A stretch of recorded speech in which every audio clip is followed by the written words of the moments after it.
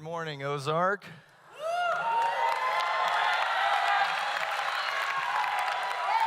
All right. Let's just admit there's only like 3 of you out there that actually know who I am, but that's okay. You will have to suffer with my suffering voice today, so that is your pain for today, but we will make it through because God has a word for you today. I love being a dad. I love it with all my heart, and one of my first conversations with Amanda before we got married, she asked me how many kids I'd like to have one day, and I responded with a sensible number. I said, I'd like to have 3. But because I'm reasonable and I know that marriage takes 2, I said, but I would be open to maybe a 4th. How many would you like to have? She responded back to me with, I want 8. And after 16 years, we have 6, with a 7th coming on the way this next year, Lord willing.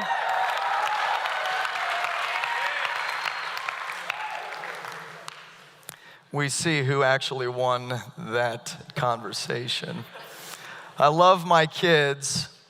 I love being a dad. It's one of my pursuits, one of my passions in life, to be a good father.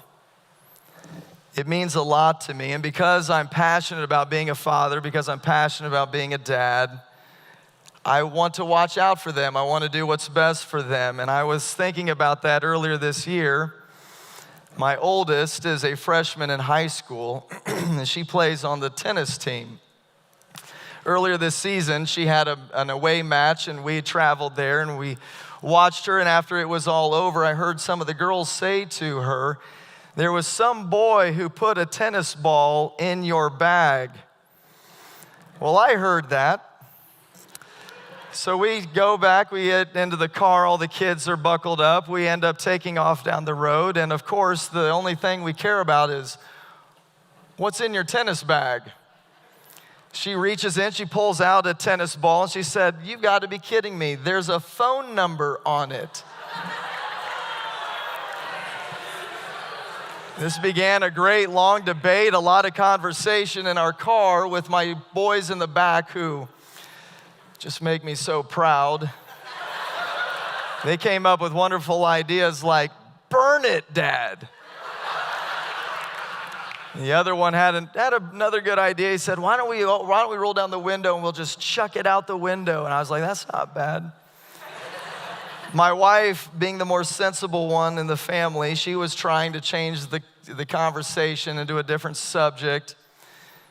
And she was like, it's not that big of a deal. Let's just calm down. But I had my own idea.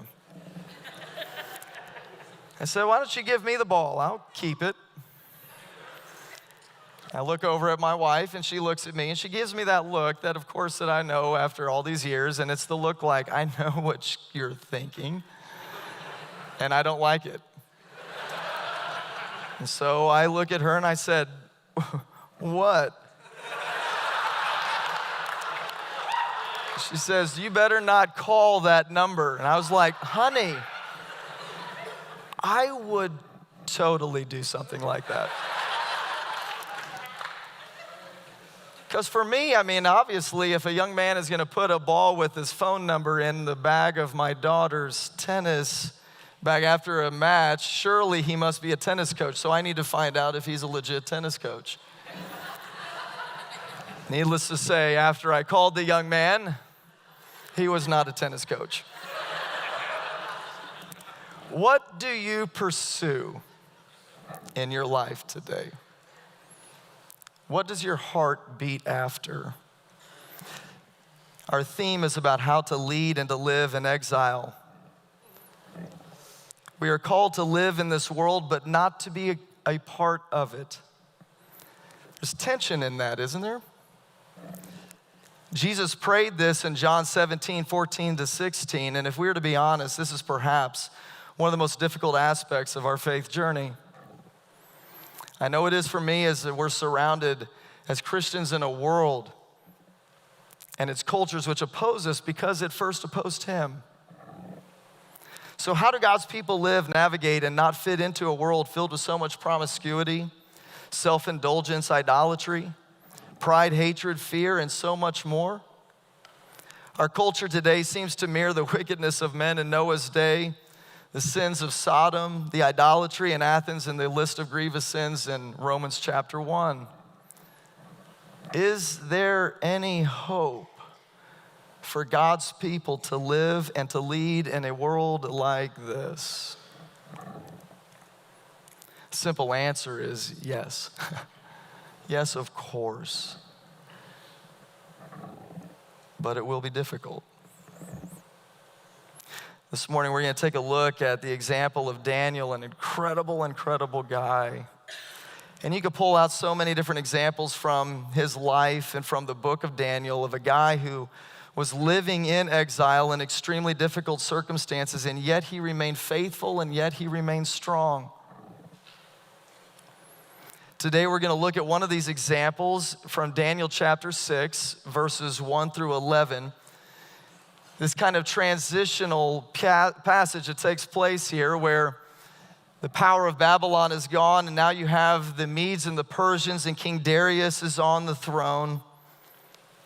But specifically, in looking at Daniel's life, what he did in this example helped him to lead and to live in a culture which was in opposition to God and to his faith. And so this morning we're going to take a look at three principles from the text, three areas of how you and I can lead and live in this life while not becoming a part of it. And the first one is this. The first point is that you must know integrity. You must know integrity. In verses, starting in verse 1 through verse 5, it says, "It pleased Darius to appoint 120 satraps to rule throughout the kingdom, with 3 administrators over them, one of whom was Daniel. The satraps were made accountable to them so that the king might not suffer loss. Now Daniel so distinguished himself among the administrators and the satraps by his exceptional qualities that the king planned to set him over the entire kingdom. At this, the administrators and the satraps tried to find grounds for charges against Daniel in his conduct of government affairs, but they were unable to do so. They could find no corruption in him because he was trustworthy and neither was corrupt nor negligent. Finally, these men said, 'We will never find any basis for charges against this man Daniel unless it has something to do with the law of his God.'" I like a real basic understanding of integrity, and I've heard it said this way, that integrity is defined as what you see is what you get. I kind of like that. I'm a simple guy. What you see is what you get. There's nothing hidden. All is transparent, all is genuine, and this is Daniel. Daniel, a man who no fault could be found. Daniel at this point, I'm sure was going, really? Really?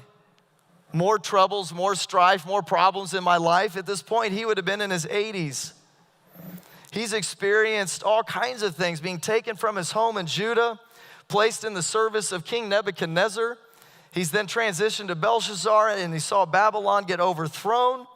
And now he's in the service of Darius the Mede, who was king over Babylon, while Cyrus II was king of Persia. This guy has seen it all, and he is old, and he's going, really?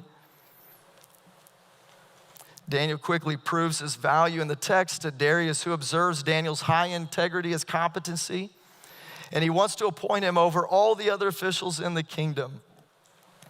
One of the most important aspects of these verses, though, is I want you to not overlook how important it was that Daniel was in the world.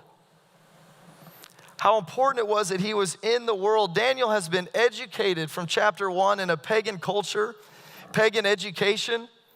He serves in high political offices and is surrounded by evil people, practices, and idols everywhere you look. Yet God placed him in this position to be an influence. Can God use secular education and or place you and me in secular positions to influence culture? Does God only work in the pews of a church, or does he also work in the halls of Congress? Psalm chapter 24. Psalm 24 says that the earth is the Lord's. The earth is the Lord's. Everything is His. He cares about all things that are happening in this life and everything that happens in this world because it is all His. Romans chapter 13 verse 1 tells us that God cares so much about what happens politically that He actually places people in those positions of power. He cares. How can we, as God's people, stress and try to reach a lost and dying culture with the message of the cross unless we engage it better and understand it as Daniel does in the text here? John Stott actually calls this double listening. And it's the value that we have when we live in the world. Yet note at the same time how Daniel is not of the world. In this environment, Daniel maintained a high integrity, which is what sets him apart. It's his integrity that really sets up the whole sequence of events that unfolds in this chapter, from his fellow leaders who scheme to remove him from their path, to the king who is so consumed with himself and his ego that he sets himself up as the only God to pray to, ultimately culminating in the lion's den and the king eventually glorifying God at the end of the chapter. It's Daniel's integrity. It's Daniel's integrity. Even with accusations against him, doesn't matter. Without integrity, we undermine any chance we have to be any real influence, because we would simply be like everybody else in the culture. Whereas by being different, events will unfold that give us an opportunity to have a genuine and far-reaching influence for good, even if it costs us something. So here's to the importance of maintaining our integrity, because in a fallen world, integrity is more or less a synonym for not being of the world. Is what others see what they get with you. When they watch your life, when they listen to you speak, when they look at where you go and the friends that you have, is what they see what they get with you? Or is there something more? Is there something hidden? Are we genuine and authentic where no fault can be found, like in Daniel's life? If we're to live in this world but not be of it, integrity must be maintained. The second point this morning that we'll look at from the text, the first one is to know integrity. The second way that we can live in this world but not be of it is to know your enemy. To know your enemy. In verses 4 through 9, we'll read it again. At this, the administrators, satraps, tried to find grounds or charges against Daniel and his conduct of government affairs, but they were unable to do so. They could find no corruption in him because he was trustworthy, neither corrupt or negligent. Finally, they said, we will never find any basis for charges against this man Daniel unless it has something to do with the laws of his God. So these administrators, satraps, went to the king as a group, and they said, may King Darius, may you live forever. The royal administrators, prefects, satraps, advisors, and governors, they all gathered together, minus Daniel. We've all agreed that the king should issue an edict and enforce a decree that anyone who prays to any god or human being during the next 30 days, except to you, your majesty, will be thrown into the lion's den. And you can almost see Darius kind of nodding in approval of this, because they say, now, your majesty, issue the decree, put it into writing so it cannot be altered, in accordance with the law of the Medes and Persians, which cannot be repealed. So King Darius put the decree in writing. There was a woman who went out the door to go shopping, and before she did, her husband told her as she was walking out the door, don't you buy any expensive dresses. His wife turned around and said, well, what if I find one that I really like? Her husband replied to her, just say, get behind me, Satan. A couple of hours later, the wife came back home, and she had a very new and very expensive dress. Her husband was furious, and he said, what did I tell you? Well, his wife said, I saw this dress, and I really wanted to try it on, so I took it, I went into the dressing room, and I put it on, and I looked in the mirror, and it was so beautiful, and I really wanted it. But then I remembered what you said. So I said, get behind me, Satan. The husband looked at her and he said, then why did you buy the dress? She said, well, because then I heard him say, well, it looks good from behind here too. Satan. Come on. He's really not all that dangerous, is he? I mean, he's actually more bark than he is bite, right? There's all kinds of modern concepts of the enemy that I even saw some advertisements more recently of a smiling devil doll, which was disturbing because it was a blend of like a Cupid doll with a tail and a pitchfork. I don't know how that works. But actually today, in fact, you can purchase soft, cuddly devils for your children to sleep with. Beanie Babies actually make one if you're interested. And we can fall prey to this sometimes, can't we? Our enemy, because he is God's enemy, wants to make himself seem like he's no threat to us and no threat to this world. In 2 Corinthians 11:14, it tells us that Satan disguises himself as an angel of light. He puts on a mask to hide his true intentions, his true nature, in order to deceive us into thinking he's not so dangerous or as involved in this world as he truly is. But make no mistake, he is behind the evils in our culture. Luke chapter 4, verse 6, when Satan is tempting Jesus, Satan offered him the kingdoms of this world. Why would he offer him something if his fingers weren't directly involved in them? His fingerprints are all over the place. He's the figure in the shadows who smiles when a child is kidnapped and sold and trafficked. He's the one in the locker room who's applauding when boys are bullying an easy target. He is in the backseat of a car nodding when the window is rolled down and hateful and harmful words are yelled at children who are of a different color or are disabled. He's in the front row with politicians when a bill is signed that it is okay for more children to be killed within the womb of their mothers. He is present and pleased when harmful and addictive drugs are passed out and is used. And he was the puppet master influencing the satraps and these in power to devise a plan to take down God's prophet, God's man, like he does in Job. He is behind it all. His language is death. His methods are destructive and evil.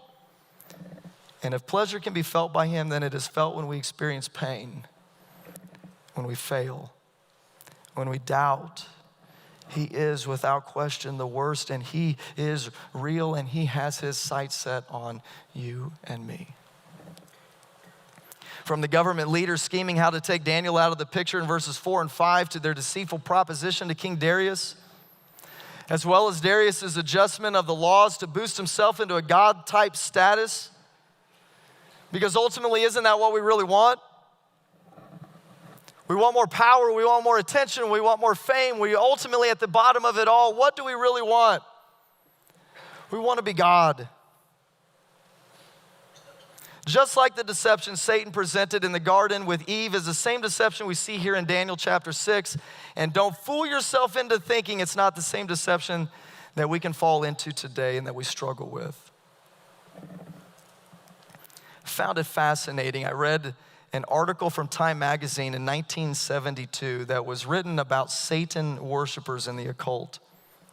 They described in that article, and they said this, I quote, "They invoke Satan not as a supernatural being, but as a symbol of man's self-gratifying ego, which is what they really worship. They look down on those who actually believe in the supernatural, evil or otherwise." What does that tell you? What does that tell you? That tells you this, that he is the great deceiver. He deceives us all, fooling people into thinking he's not a threat. Our enemy will stop at nothing to stop the Lord and the Lord's people. Pay attention to the extremes that he is willing to go, even within the text here. He orchestrated a scheme which impacted an entire kingdom to destroy one man of faith. What extremes do you think he will go to come after you and to come after me? So if you're a man or woman of faith surrounded by an alien culture, but you're different from it because you follow Christ, you should expect that he will be coming after you. But take heart. Because greater is he that is in you than he that is in this world. But in order to live in this world and not become of it, we need to know who our enemy is and the ways in which he is working. And the third point this morning, the third and final point this morning, if you're going to live in this world but not be of it, you need to know courage. You need to know courage. In verses 10 and 11, it says, "Now when Daniel learned that the decree had been published, he went home to his upstairs room where the windows were open towards Jerusalem. And 3 times a day, he got on his knees and he prayed, giving thanks to God just as he had done before. Then these men went as a group and they found Daniel praying and asking God for help." When we lived overseas, it was nothing for me to hear my wife scream. She did it quite often, actually, and anytime she would see a centipede or a lizard crawling across the floor, and it was not good. On one occasion, while we were in Barbados, I was outside with my 2 older boys, and we were working on something. I don't even really remember what we were doing, but I heard this loud scream come from within the house, and I thought, oh boy, here it comes. And it followed up by this yell of saying, "Someone come kill this thing." So I got up and I started to go into the door, but I felt this hand grab me by the arm, and it was the hand of one of my boys. And they both looked at me with unwavering confidence, and they said, "Don't worry, Dad. We'll get it." I can't help, but I felt so much pride swell up inside of me that I couldn't help but for a grin to come over my face. These boys are going to roll up their sleeves and put on their game faces and go into battle against the Jurassic Park freak of nature, centipede, that was scaring our family's damsel in distress with nothing but grit and a sandal. I was so very proud. They went inside and I overheard them hatching their plan of how they were going to take on their foe. This centipede had no chance. They ran down the hallway and they went into the bedroom, and in record time of mere seconds, they came running back out of the bedroom and back out the hallway, but not in victory. Instead, they were screaming and shaking their heads. They said, "No way, Dad, it's way too big. You got this one." Oh, Christian, how's your courage? What was Daniel's response to the news of the law which commanded him to pray to the king? He didn't change anything he was doing or introduce anything new which wasn't already a part of his life and custom, which is one of the most assured ways to know that we are not of the world, is what we do when the pressure comes. We continue to do that which we have already been doing, even under scrutiny, even if it costs us personal endangerment. So Daniel does this. He goes into his home and he opens his windows towards Jerusalem, no doubt remembering Solomon and his words when dedicating the temple in 1 Kings 8:46-51 to pray towards the land and the city God had chosen. And the temple Solomon built for his name, but in that passage, I can't help but wonder. I can't help but wonder if verses 41-43, which speak of God's heart for the nations, and specifically, I can't help but wonder if verse 43 was in the front of Daniel's mind, which says, "Do whatever the foreigner asks of you, so that all the peoples of earth may know your name and fear you, as do your people Israel." I wonder when Daniel prayed for help, if Daniel was praying for strength, praying to God and saying, "God, may this king and may this nation know you and know of your power and know of your great name. God, if you're going to use me, please use me in this great service so that your name may be glorified in this pagan nation. God, if you're going to use me, please use me in this way." Help me, Lord. I wonder.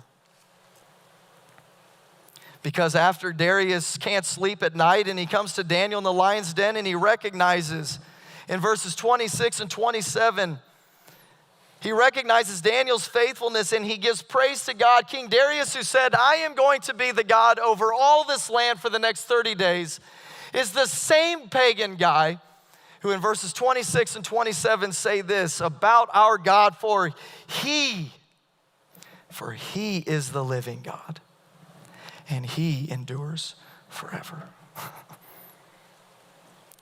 But this witness would have never happened if he had kept his window closed. Daniel could have just prayed privately to himself and tried to balance the edict of the king while also trying to be faithful to the Lord. But as loyal as Daniel was to the state, he was always more loyal to God. So he opens his windows towards Jerusalem to connect himself with the God of the universe. And Christopher Wright said it this way, that he opened the windows not to let Daniel's prayers out as much as it was to let the God of Jerusalem in. This wasn't an escape hatch for Daniel. This wasn't a last resort. This was his first priority. This was an invitation to the Lord to enter and to help give Daniel the courage to face whatever he may be confronted with as a result of this new law. So Daniel opens his windows and he prays 3 times a day and he gets down on his knees. It's interesting to me. Daniel is a man who has stood shoulder to shoulder with the most powerful kings in the world. He has sat around banquet tables fit for royalty. He has walked in the halls of the most powerful men in the world, but he only kneels before one. Dale Ralph Davis said, kneeling in prayer is not a matter of indifference. It reminds you of your true position. It's as if you say, I'm a servant, he is a king. I do not live in a democracy, but under a monarchy. He is not my errand boy. I never present my demands. I am always a beggar at the throne of grace. And even though it is a throne of grace, I never forget that it is a throne. Courage, Christians, begins in prayer. Courage begins on our knees. So what would our response be if we could not worship, read, pray, and know God publicly? Do we have the courage of Daniel in our faith to continue going on, continue pushing forward, because that's who we are and that's what we do? Living as exiles in foreign cultures takes courage. But it begs the question, after I read through all of this, it begs the question, how? How did he do this? He's an old man now. How did he go through this from the beginning to this point and even more later on in his life? How did he remain faithful through this, another trial in his old age? Because I want to do that in my own life. Daniel was in exile in life, not only living as a Jew in Babylon, not only from a cultural standpoint. Daniel could have remained in Jerusalem. He could have been in Babylon, or he could have been somewhere else in the world. I mean, basically, Daniel spent his whole life as an exile in a cross-cultural environment. Same like you and me today, we live in a cross-cultural environment, is what Peter says in 1 Peter 2:11. But from chapter 1 through his entire story, the key to it all, the hope that he had was this: Daniel passionately pursued God. He passionately pursued God, and it's his constancy in maintaining and building on that relationship over a lifetime which developed integrity, taught him to identify the enemy's plans, and built up his courage for moments just like this. And if your identity in life and your pursuit in life remains in him, you too will be able to live and lead successfully in this world while not becoming a part of it. I can't help when I think of this, thinking of a couple friends of mine who are from Haiti. They were born and raised into families that were witch doctors. Some were just a father, and some were actually a mother and father. And they were taken to all of the events and all of the happenings that they would do as a practicing witch doctors, and they would beat the drums, and they would watch evil spirits enter people, and they were a part of this. And they were being groomed to take over these roles. But then they heard the message of Jesus. And they came to faith in him, and they were baptized into Christ, and they began a new journey with Jesus. But they still had to go home at night. And they still had to see what was happening within the evils of their family and within the evils of their culture. So what do you do with that? Well, it was encouraging. It was encouraging because you saw them remain faithful because of their commitment and desire to follow the Lord was more important.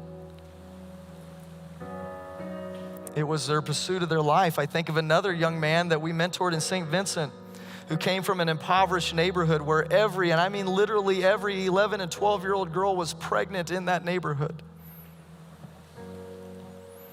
And every other 10 to 12-year-old young man was participating in sexual activity as well, except him.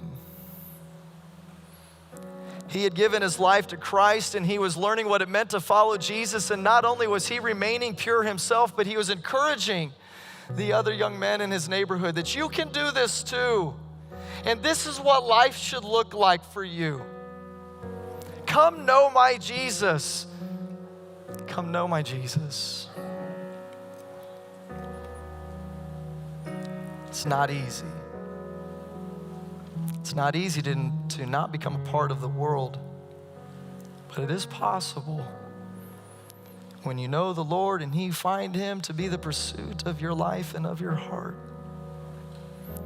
Jeremiah chapter 29, verse 13, very famous verse, fittingly says, "You will seek me, and you will find me when you seek me with all your heart." I really appreciate how Eugene Peterson said this. He said, yes, when you get serious about finding me, when you get serious, Ozark Christian College, when you get serious, Christian, when you get serious about finding me, and you want it more than anything else in this life, I'll make sure that you won't be disappointed.